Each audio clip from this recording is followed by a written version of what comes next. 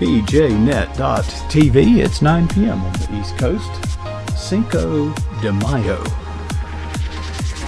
And we have something special, a first-time guest number 267. I think that's the correct count. And she is standing by in our green room as we're streaming. Our chat room is waiting. We will count it down to Studio 9, starting now.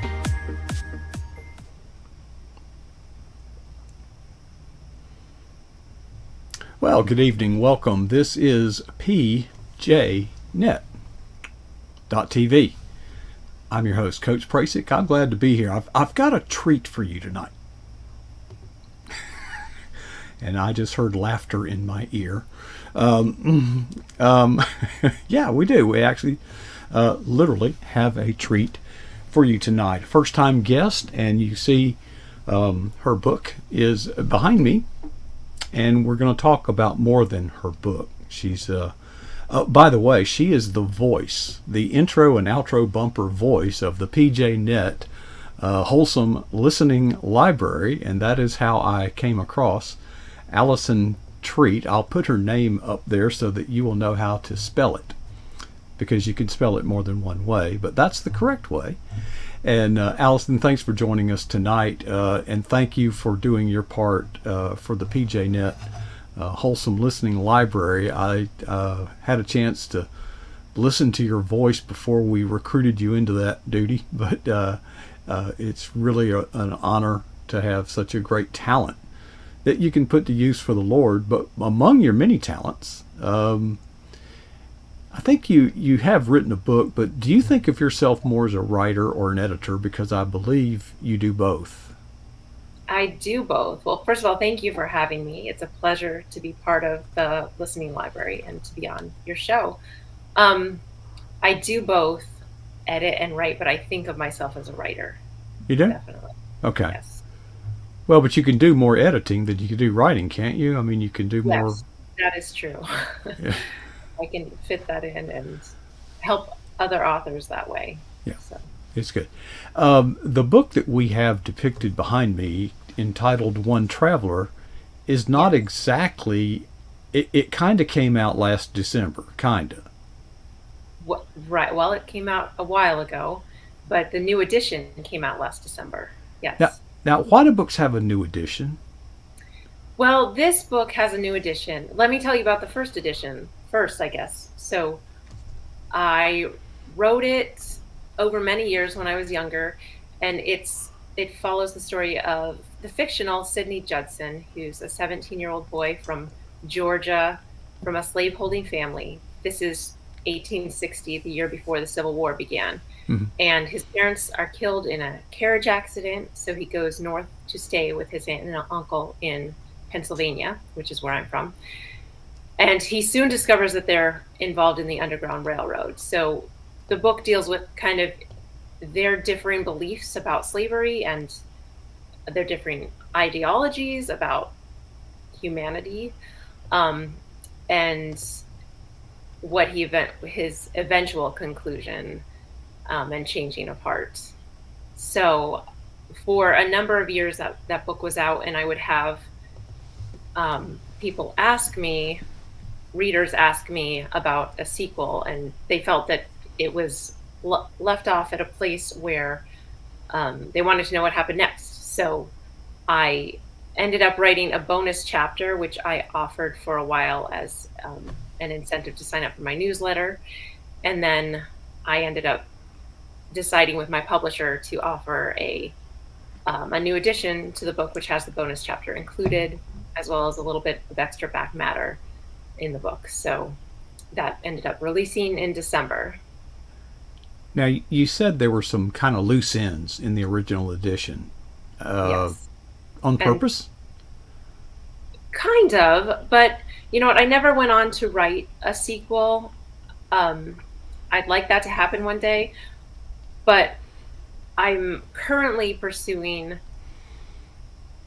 publication with hoping to get a larger publisher, get an agent. So I haven't continued the series with the same publisher. Okay, so you put the bonus chapter in there. Is that a teaser? it's I think it brings it to a more satisfying ending.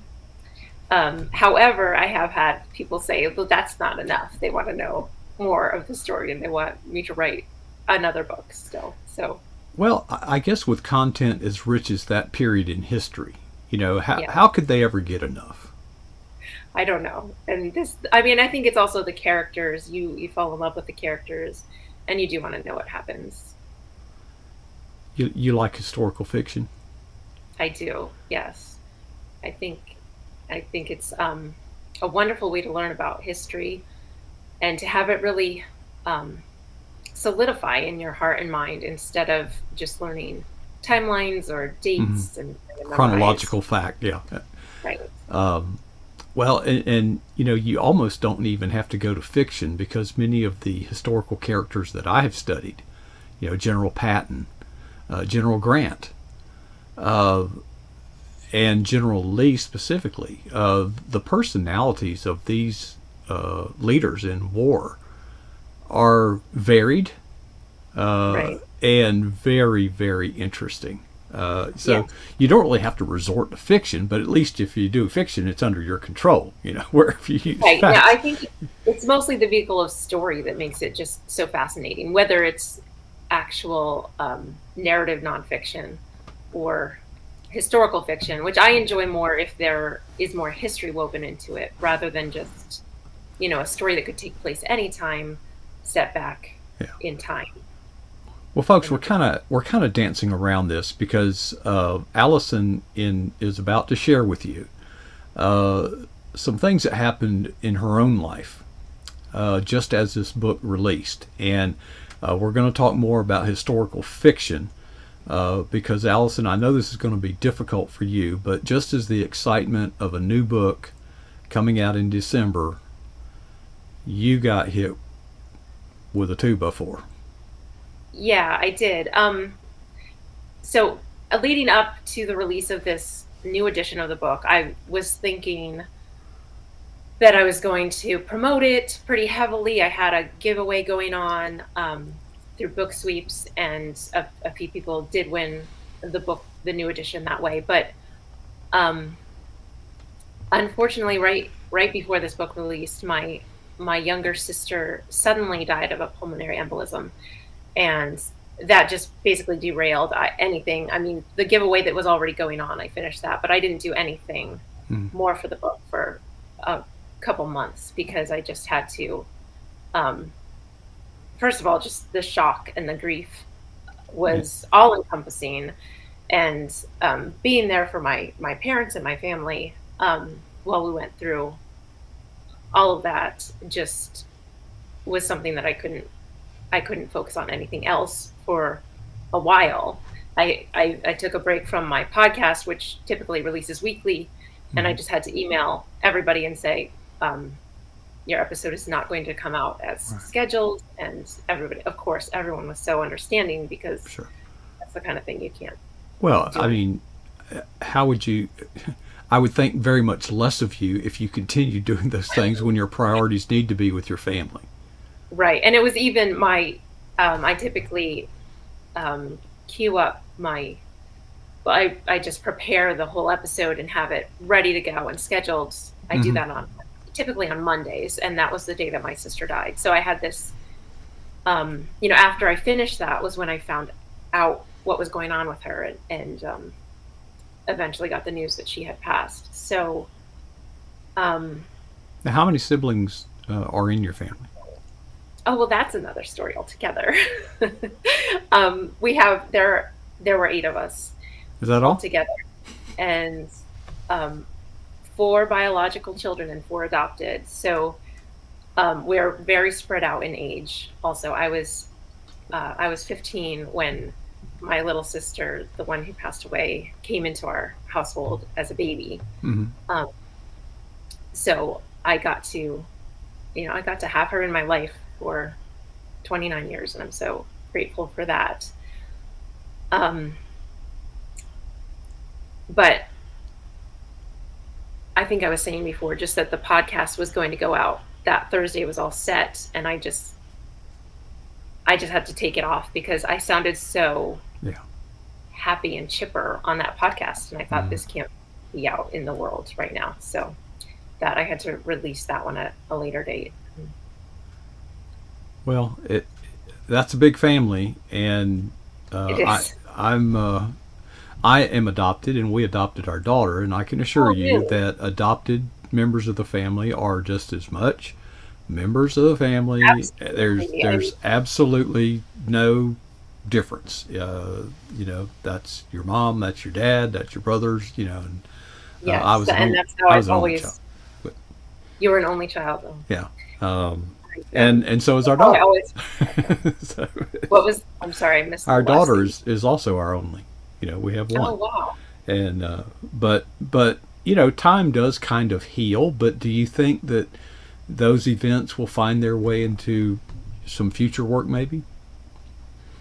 I do think so. I told you in our correspondence ahead of time that I was inspired to write. So although I haven't written a sequel to One Traveler, I've written two other manuscripts, and one of them, um, the message behind it was really inspired by my sister, Mm. and this was before I had any idea that she was going to die. I mean, Oh, so it just had to do with um, really our heritage being more than our blood. So it does deal with adoption in some way, um, and just how much I feel like my adopted siblings are just like my blood siblings. sure, sure. Um, Well, it would be quite an honor and a preservation of a legacy, of a loved one. Um, but you also do editing yes, for all genres or anything in particular? I do for all genres. For I've mostly done nonfiction. Actually, I've done a little bit of editing for fiction, but a lot of it has been nonfiction. So I have a few different publishers that I work with, and also individuals. And I think you've written or are going to write a short story for the PJNet Wholesome Listening Library. Yes. What's it going to be Yeah, about? well, that's interesting because it's actually set in the same world as One Traveler. Mhm. It's different characters, but the same. It's after the Civil War, so it's a few years later, but it's the same town that Mhm. One Traveler takes place in. So, I thought that was fun to revisit that town and that time period. So it's neat. Super good stuff. I'm going to switch gears. We've got about 7 minutes left, and the way that I came upon you is through your podcast, and what you've done. You've integrated your podcast and your blog, and I think that is extremely, very strategically sound. Okay. In fact, let me put your website up here, folks. If you go to AlisonTreat.com, you can find her blog, which is also her podcast. Tell us tell us what you do. Well, what I do on the podcast, every week I interview a different historical fiction author. And they're all different walks of life. A lot of the authors I interview are Christians, so we do end up talking about faith and how that relates to what they're writing and their lives and everything. But I always do bring it back to one question, which is how does history through story affect our life today? And that's something that I'm very passionate about. It already came up between us as we were talking,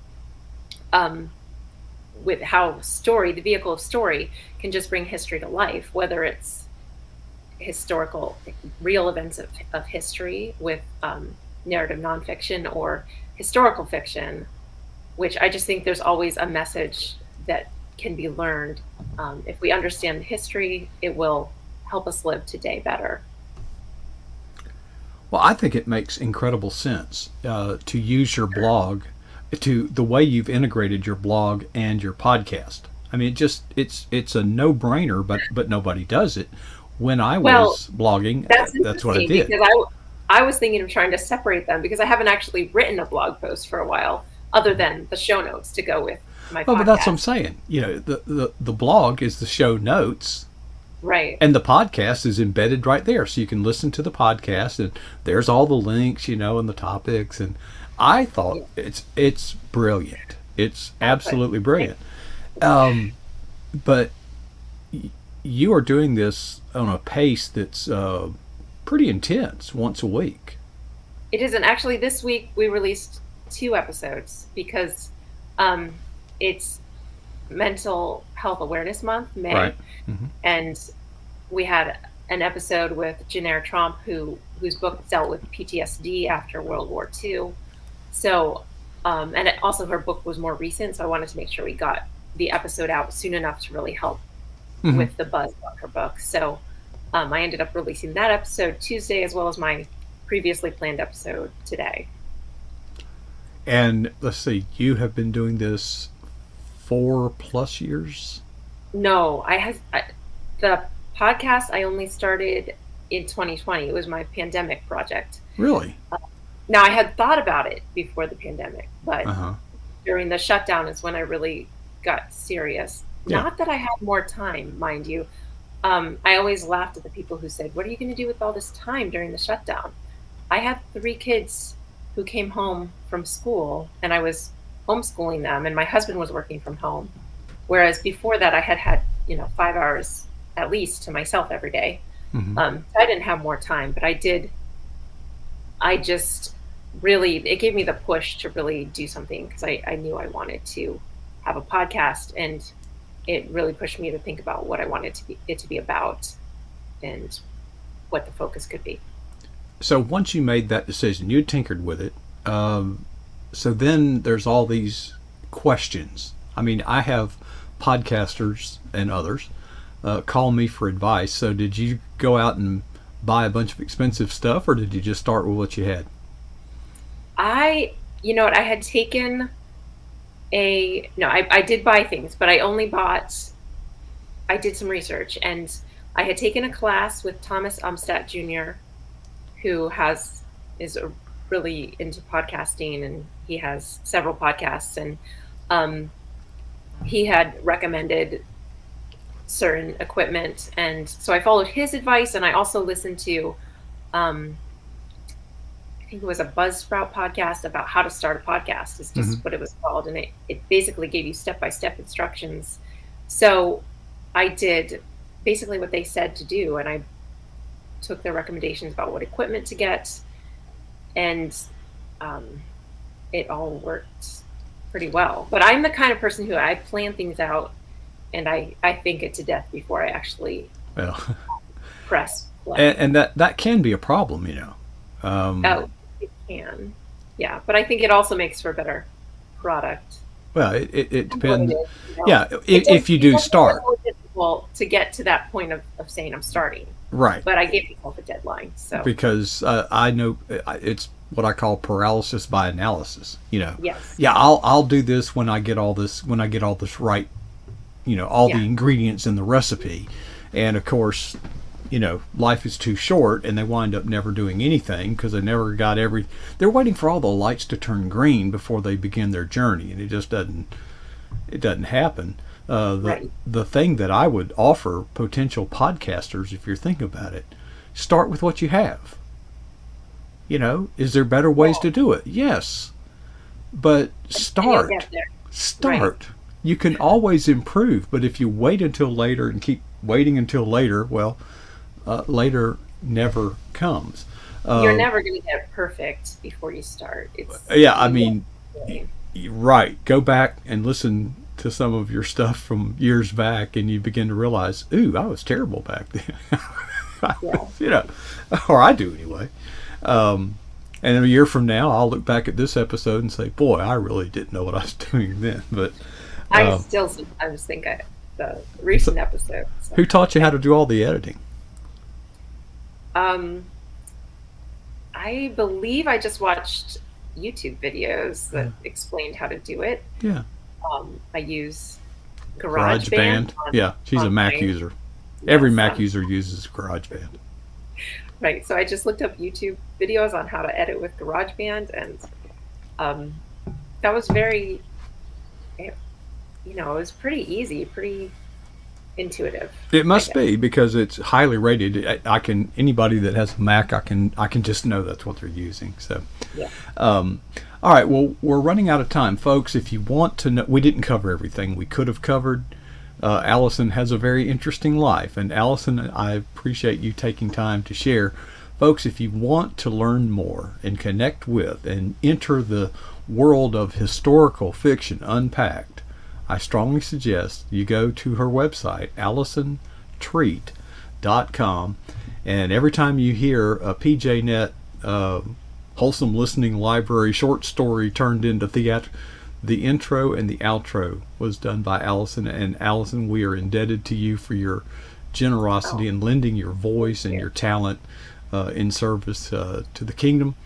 And It's my hopefully it pleasure. will impact lives, well, for eternity. But thanks for sharing tonight. It's always a pleasure, always fun. Thank you. My pleasure. All right. Well, folks, that was Alison Treat here on pjnet.tv. And as good as that was, the fun is not over. In just a few moments at the bottom of the hour, we have Emily Lisa coming our way, and she'll be in our studio any moment now. I've got to get things kind of ready for her. So while I'm doing this, you do something. Ask yourself two questions. Here's the first one. What is the boldest thing that you have ever done for Jesus Christ? And the second question is, when was that? And the challenge is to never be satisfied with either answer.